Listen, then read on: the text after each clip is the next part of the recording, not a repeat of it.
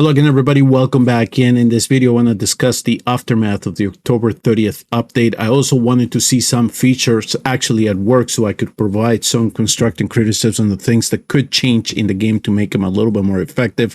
And I also wanted the whole Pandemonium event, the whole Death Metal Wonder Woman event to play out so I could just give a brief summation of what we got out of this event and what I perceived it to be, at least for the game. But let me start with the update and some of the features that were introduced and some of my thoughts regarding them, because really some of this was not really implemented very well. One of the things that was introduced, and a lot of you are getting to know this, so this is a starter account, and the reason that I chose this account is because I wanted to see how it actually was working in terms of an account that doesn't have a whole lot of heroes still in the game. And not only that, the way that they've constructed this is that you get more out of it if you have the heroes, number one, and then you have them highly evolved, because the more evolved you get them, you get more bonuses, especially for the room that they specialize in.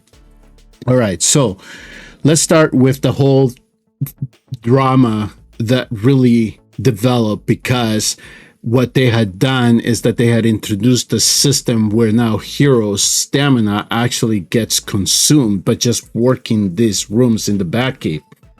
And at first it started with 2 hours, but then they increased it to 20 hours.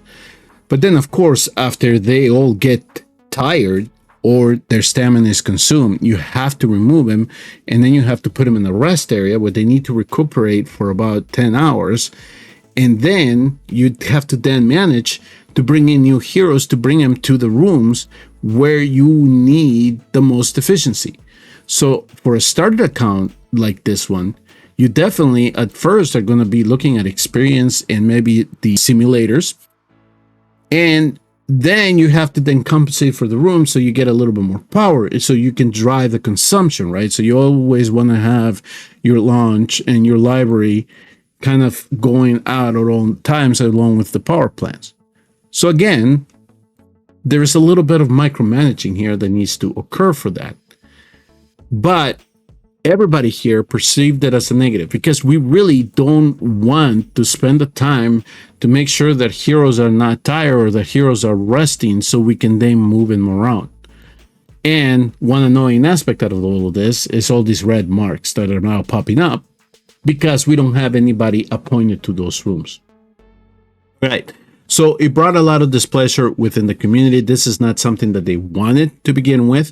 And I know that they have said that their goal is to make this part of the game be a little bit more interactive. I think in the end, though, you may want to consider just extending the time period as to where they can be working, so this is not so tedious, right? So this is not something that we have to come in daily and make sure that we have heroes that are not tired working these rooms and just passively get those rewards that these rooms are supposed to get us. So I do think that maybe just extending this so we don't have to change it daily would help out. Go weekly. It doesn't hurt. I mean, 1 week, maybe, okay, we'll look at the heroes and see what it is that's going on. And while we work our account and we get heroes evolved, we upgrade them, then we can then look to see where the hero then best fits because of the changes that we made. And then we can pinpoint them as to what room we want them in.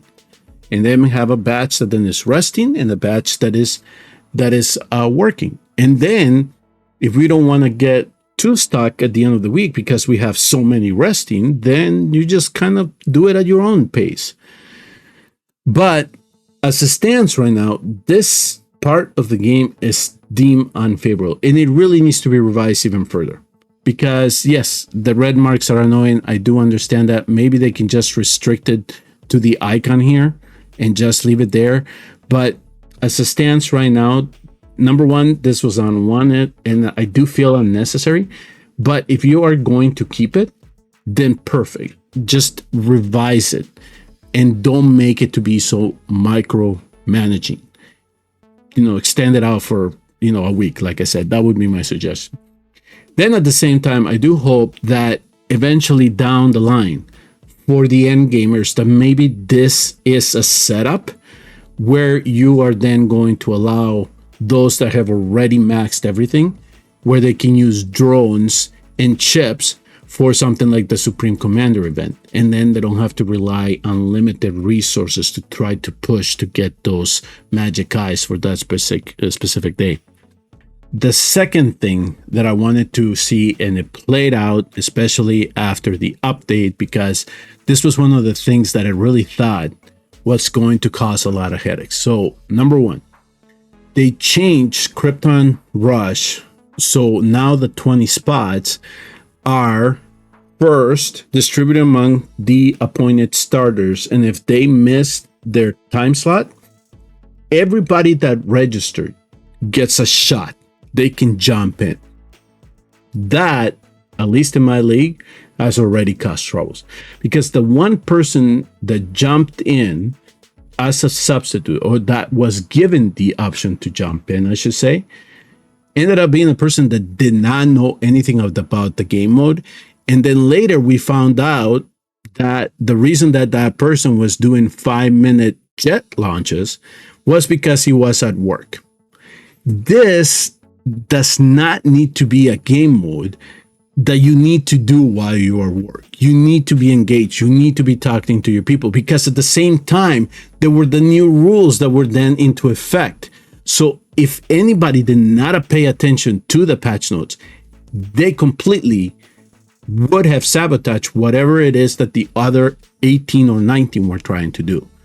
In our situation, there were two players that just did not need to be in there.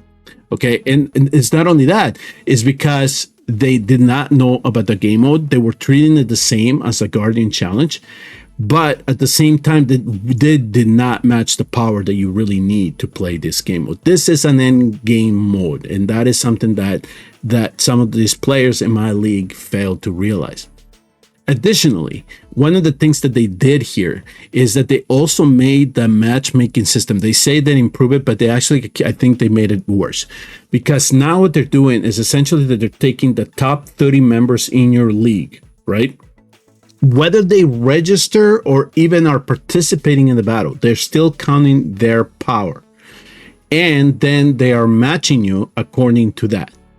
Listen, I would not object to that matchmaking if I knew that every top 30 player would be available. But in our situations, for example, our top 3 players for this game mode in the first week were not available, but their power was still counted. And because of that, we got matched against the league that led to basically the players that were able to play that day just to be outnumbered.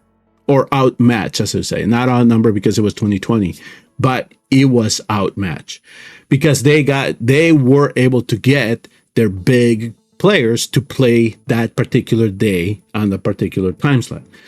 For our case, no, it wasn't doable that day. People have lives. We understand that. But I do think that we need to go back to a matchmaking system that takes into account the people that are actually register or that are picked for that particular situation. So here's what I want to offer in terms of a possible solution to this. Number one, you need to bring back the leadership control. The starters, yes, at least we have control of that. But you need to give us control as to where the other 80, especially in my league that is 100, and we're all participants, is that we get to then pinpoint which one of those 80s are. Okay, and I understand that you had a problem with matchmaking system in the previous version, but I do think that you can improve it and at the same time give flexibility to leadership to then say these players are adequate to play this game mode and not these players. So kind of point to that. So either bring back how many substitutes we can designate, or you then allow us to then institute a BP. Because like you said, if you're matching us based on the top 30, then at least let us say, okay, if you are a player that is not 20 million or above, for example, it depends on your league, You can adjust it. But in my league, I would say 20 million is the mark. Because based on the matchmaking that we are expecting from now on, those are the type of players that should be playing this, not low power members. That would be the fix for this. It has already cost headaches. So I know that they're trying this out. They have an idea, but I don't think that whatever modeling they were using, which I doubt that they did, it's going to really alleviate the matchmaking problems that we had originally. So I hope that they do eventually fix this. Okay. The third thing on my list that I just wanted to briefly touch on, and that was the BIP system. So they completely revamped this, okay? Essentially now is those of you that were chasing Green Lantern or spending on the game, or and you just trying to get through the tiers. What they did is that now they're making it accessible for you to not only get Green Lantern and get to the Krypton ship, but they're giving you additional rewards every day. So that's the positive of this. Now, I haven't done the cost analysis to see if the previous gem pack has the same value as this, or if you need to spend more to get to the Kryptonian ship. But at least from what we can see here is that now they are making it available a certain number of Green Lantern shards as you progress, but you can level him up really quick based on the tier that you're in by purchasing additional ones. So that's one way you can get that Green Lantern evolved a little bit faster. Now, as we get, I think is tier 16, that is where Nurse Harley comes in. So it's another character that then big spenders can collect. And then they can buy her shards here. And then eventually, you keep pushing, you will get to the Kryptonian ship. And there it is. Now, from what I learned too, is for those of you that are going to continue progressing to the tiers, is that these Kryptonian ships here are actually going to be upgrades. So once you get those 2 extra copies, you'll make your Kryptonian ship Mythic Plus. And I imagine that there are already some players that are probably there already. So you're going to get extra stats and you're going to make your ship a little bit more powerful. But here is my advice to you, especially free-to-play players. Listen, low spend, you're going to get to level 5, right? And you're going to pick up the TJ. Free-to-play players, guess what? You're going to have the availability now to pick this up. Now, for those of you that are brand new coming into the game, if you play faithfully for about 3 to 4 months, you come in here and click on this blue chest and then collect these rewards. You're going to get bonus rewards after that for doing it daily. So each day you're going to then get accumulated points. Somebody did the calculation and they told me that if you are faithful in collecting this, that you should be able to unlock the T-Jet within 3 to 4 months, somewhere in that period range. As long as if you miss a couple of days. That's essentially what they turned out to be. Now, a free-to-play player in my league that has been playing the game since global launch was able to accumulate his gems. He doesn't use them for anything apparently. But he found out that for 15,000 gems, he could then jump on the pass and get the TJ. So those are kind of a couple of ways if you wanted to, especially for free-to-play players, to possibly use your gems if you wanted to upgrade this. I wouldn't advise it. I would just play the game passively, and then after 3 months, 4 months, you're going to get it. Your Steel Eagle, you should be able to get it within 30, 60 days, depending on how much you play the game and how often you participate in Umbra Rift. So either way, after a period of time, you will be able to collect these 2 jets and you're going to have a full complement of them. But that is one of the good things about the now new BIP system, is that at least now it affords free-to-play players to collect some rewards daily, and now they're giving you accessibility to the T-Jet. So at least in that regard, this is a good change. Of course, the monetization of it, that is a whole different discussion. But I just wanted to make free-to-play players aware that now you can collect the T-Jet. Also, One final thing about the VIP system here, or the reward system, because as we all know, there was a major glitch with the update that led to the game being shut down. Okay. And this is something that we are waiting resolution on. We actually want to know how the developers are going to address this. But some players that were able to log in during the bug fix stage of the game, when they were still trying to work out the kinks, especially as it related to these stamina changes in the rooms, were able to not only see that they had 320 Green Lantern shards in their accounts, but they were able to then use them. And some of them went ahead and evolved Green Lantern.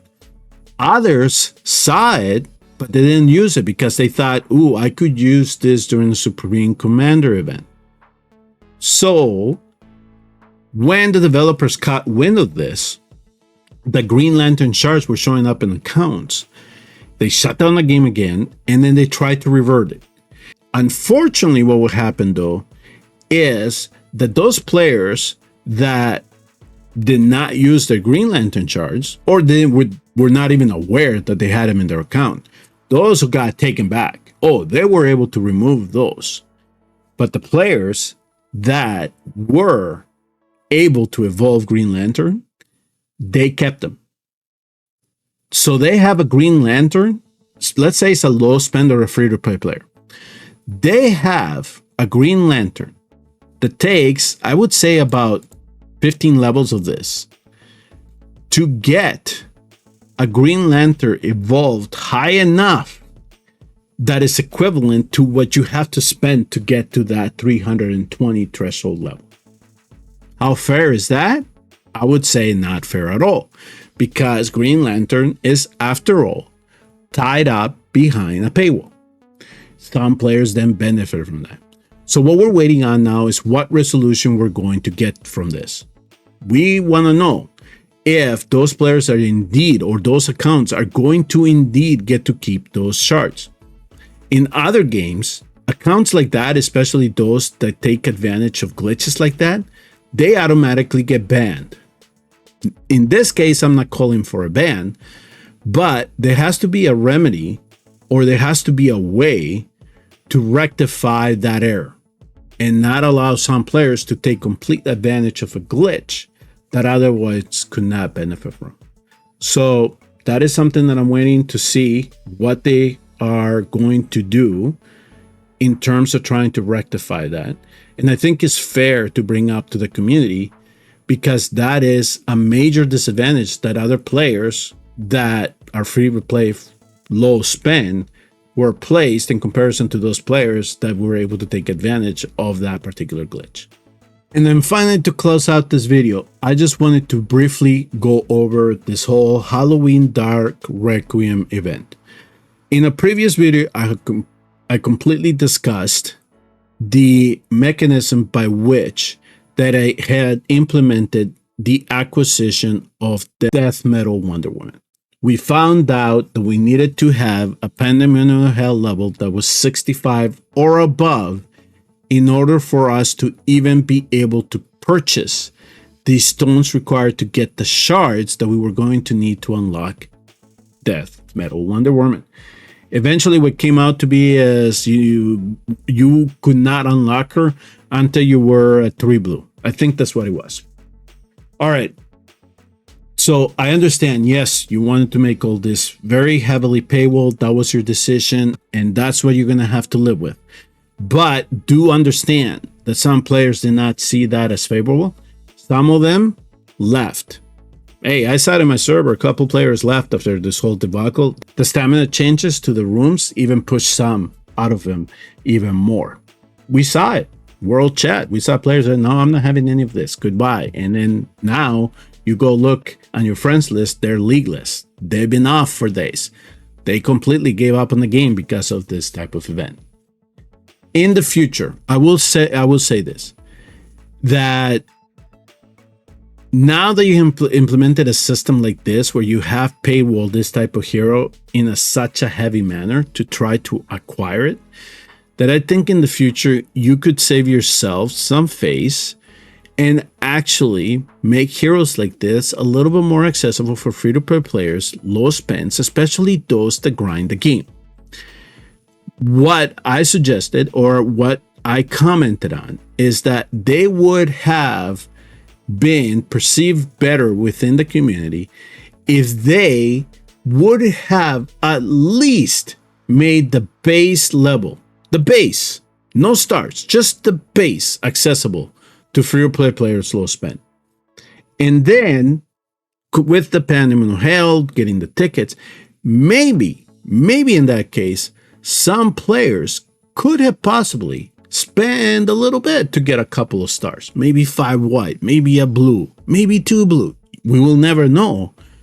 But that would be one way to possibly encourage spending among the population base. Not what you did, which was essentially you told the whole community, no, you're going to have a threshold. Now, some of you have claimed that you have done it with $250, which if the RNG was so perfect for you, or you found a way to cheese this, perfect. But I'm going to say on average, it was anywhere between $350 and $500 to at least get you the number of tickets that you needed to get the 3 blue or the 5 blue purple, just to unlock or get to level 65. Some of you got it to under 250. Hey, good job. RNG was in your side. But that just left a poor taste on all the other players in the community as a whole, because you've restricted the event to one particular set of players. You knew your target based on this, and that's how you went after, instead of making the whole community be part of this. So in the future, that would be something that I would ask you to look at. Make the heroes accessible. Other gacha games do it. They make the hero accessible. If you want to evolve it, awaken it, whatever term you want to use for it, then that's where the monetization comes in. That's the playbook I've seen, not the one where you needed to really cough up before you could catch on a hero like this. That's it. That's what I wanted to briefly cover on this video, the aftermath of the October 30th path. I do hope that they do implement some changes, especially to the areas that I've highlighted. The major thing, though, that I'm looking for, though, is that resolution regarding the Green Lantern shards. And I do hope that if there is another event, given that Christmas is coming around the corner, if there's another event that is just like this one, that if there is any hero tied behind it, at least they consider making the base hero available to everybody. Because that will really bring in a lot of good faith to the community, especially after what you did on this one. Not only that, you did this around the 6 months mark, so you're going to go into your 1 year anniversary. That would be a perfect time to kind of make up for it. And also, this came after you were given a Game of a Year award, which essentially now just became a meme. That's it. You made it a meme. Because after this event started, and it played out, and with the update that you roll in, especially what I saw everywhere, social media, my league's Discord, DC Dark Legion's Discord, was Game of the Year. That's what you became. Thank you all very much for tuning in and watching. I will see you all in the next video.